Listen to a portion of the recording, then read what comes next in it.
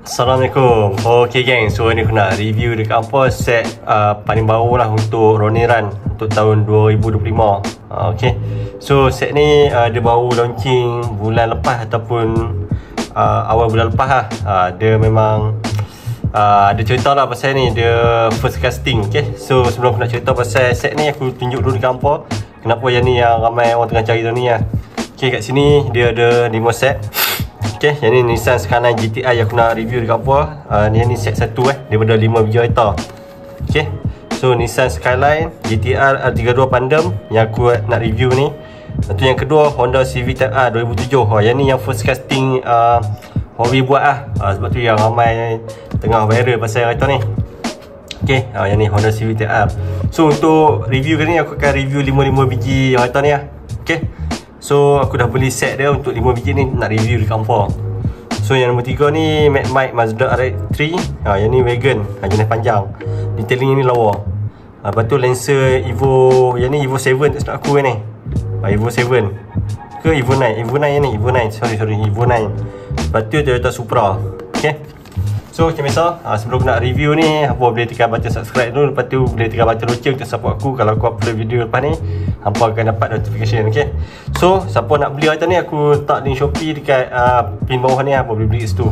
Okay, so ni kereta baru aku beli, unseal Aku nak cerita kat apa, aku beli set ni 2 set.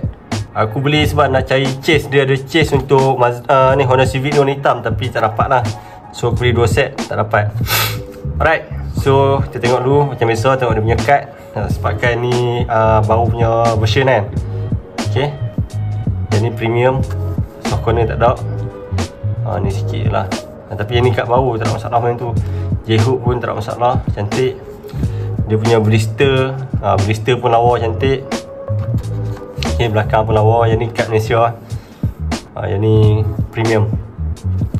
So ni dia punya kereta, aku review dekat Ampa dekat sikit. Okay, kereta yang ni Nissan Skyline GTR R32 Pandem. Yang ni tayar getah Rear Riders, metal. Body dia macam ni, memang lawa gila weh. Ni punya tayar getah. Sport rim dia pun lawa macam TE37. Dia punya cermin kosong. Dia dah cermin cermin apa, tepi tak ada. Detail depan ada white body nampak dia punya intercooler. Lampu semua cantik, ada detail, ada grill. Bahagian bawah ni pun hitam, detail lawa. White body, ada lubang skru. Okay, so atas macam tu lah. Belakang detail.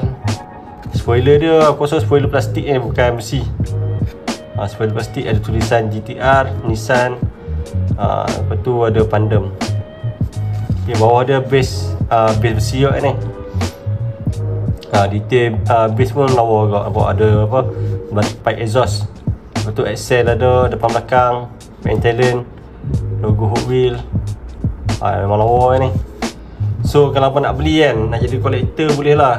Sementara barang tengah banyak kan, apa kena beli set ni. Sebab kalau tengok sini set semua lawa. Satu ni yang ni spoil sikit lah. Tapi yang lain ni memang aku cakap kan apa, memang smart. Kena beli yang ni.